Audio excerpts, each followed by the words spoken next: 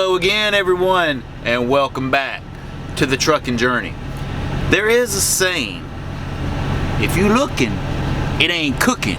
27 minutes ago, I put a tuna steak, some carrots, and some broccoli in the preheated lunchbox cooker, and I have not checked it yet, but I've just stopped.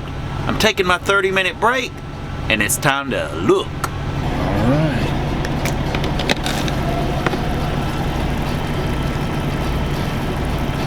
I would say that looks about perfect. After a little further examination, perfect may have been a bit of a stretch. The tuna I should have taken out a little sooner, but the carrots, they're still pretty crunchy. They're okay though. Now the broccoli, on the other hand, is pretty good. But I'm on my way to the Nissan factory near Nashville. I'm 190 miles from there now, but I'm taking my 30-minute break, which I started in Sumter, South Carolina, at a Continental factory, a big one.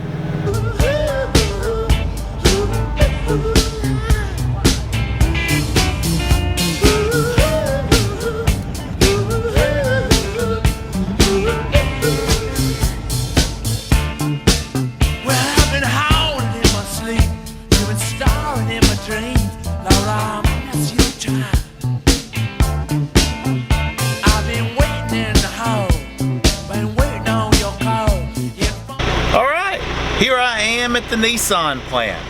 I've mentioned this tip before, but this is a big deal.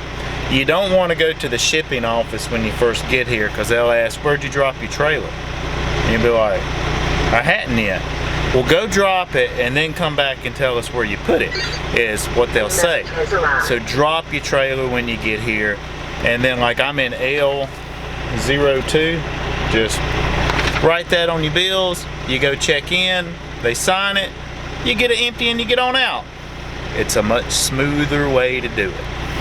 But let me go check in. Hey, what's the matter, man? We're gonna come around and swear with some Puerto Rican girls. It's just to meet you. All right, I am done here at Nissan.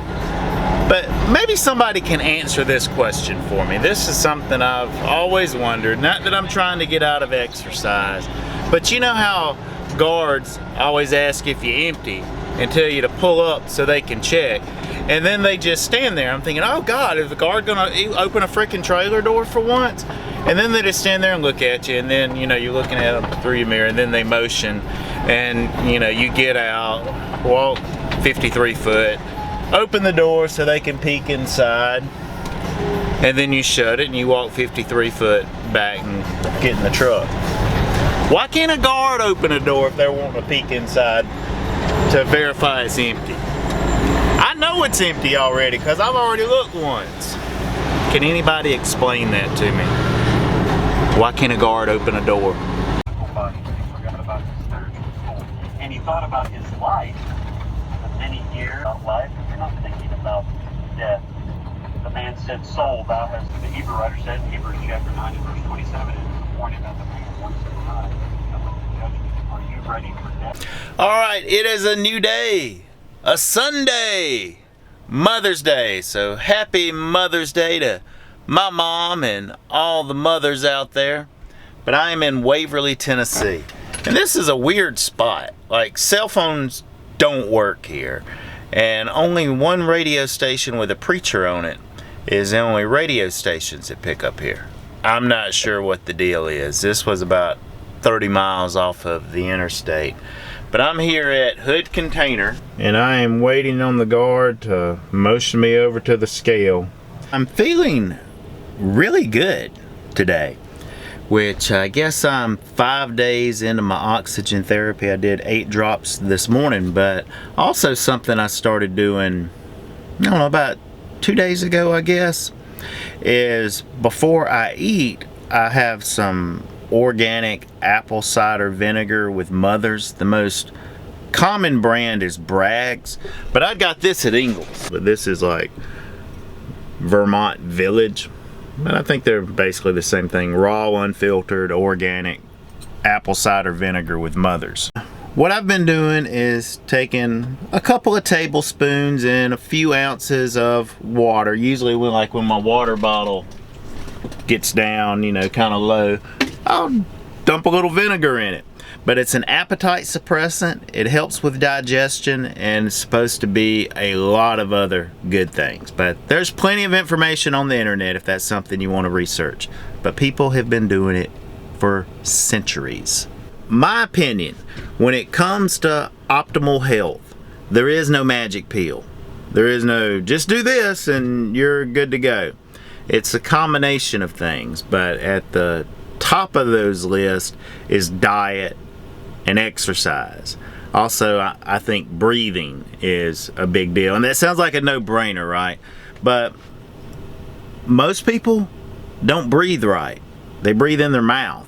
I remember there was this show on Netflix, Stranger Things, and those kids would call people mouth breathers. Well, you don't want to be a mouth breather. Just breathe in your nose, out your mouth. Anytime you find yourself getting stressed or overexcited or whatever, if you take just a few moments and take 3 to 5 good breaths in your nose, out your mouth, you will instantly feel better. Don't be a mouth breather. I am in the staging area.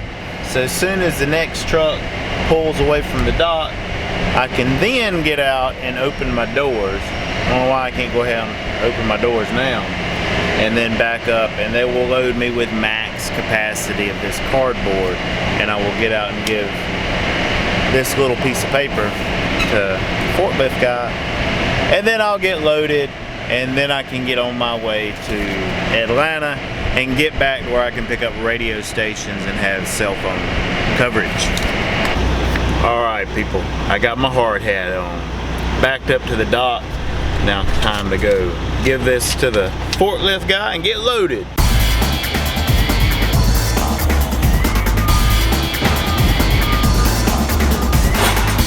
I am loaded. I've got the Atlanta address plugged in the GPS, 317 miles away. But I'm heavy. I'm talking real heavy. Like I got a quarter tank of fuel and over 43,000 pounds of freight. My gross is 78,000. So, and these rolls, they don't go all the way to the back that I have. So I've got to stop at a cat scale. But I'm not in a big rush today because this isn't scheduled to deliver until in the morning. So maybe we'll have time for a waterfall or a dead armadillo. How awesome would that be?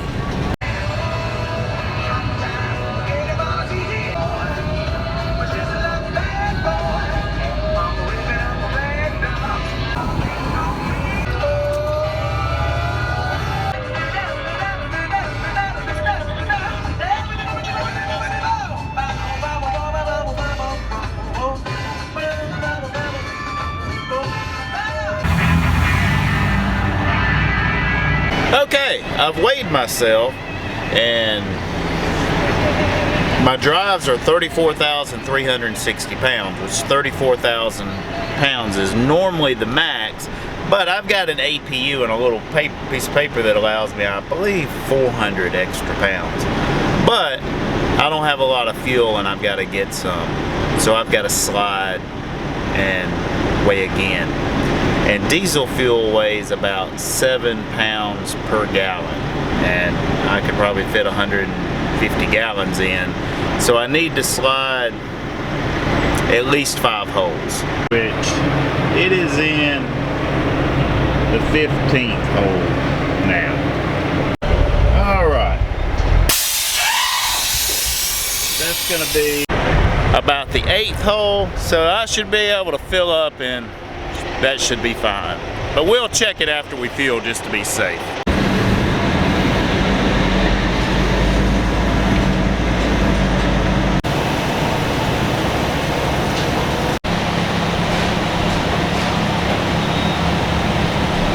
Well, it's taken a little more than I thought.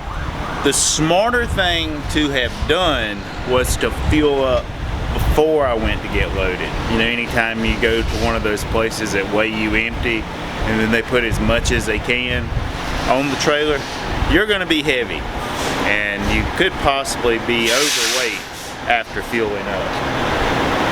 Let's see, I'm up to 160 gallons. That'll be enough for now because I still have to put in DEF and I didn't calculate that earlier.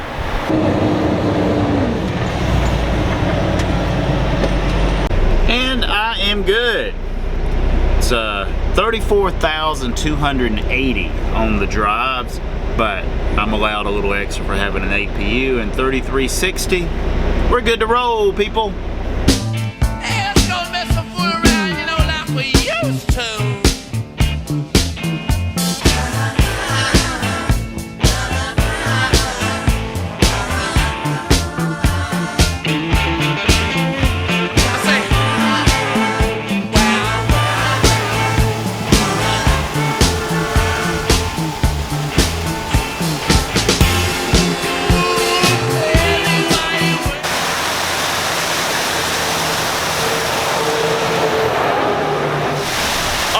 People, I am at a waterfall on the side of the road. I mean, it's like really on the side of the road. My truck is parked up here behind me, but this is a natural spring coming out of the side of this mountain.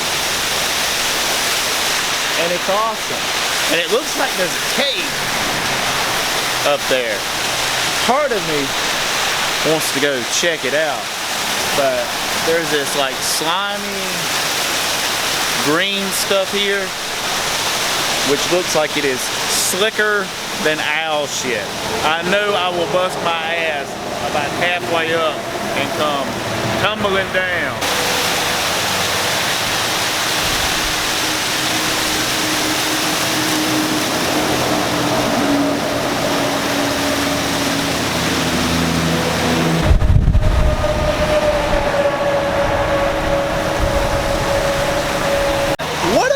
Spot, right? This is the place in the last video that I was talking about. Only thing that would make it better is if an armadillo came up and said hello.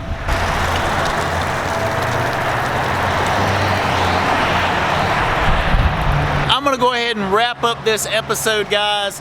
Thanks a lot for watching. If you hadn't subscribed, do it. And set up the notifications too so you know when a new video is uploaded.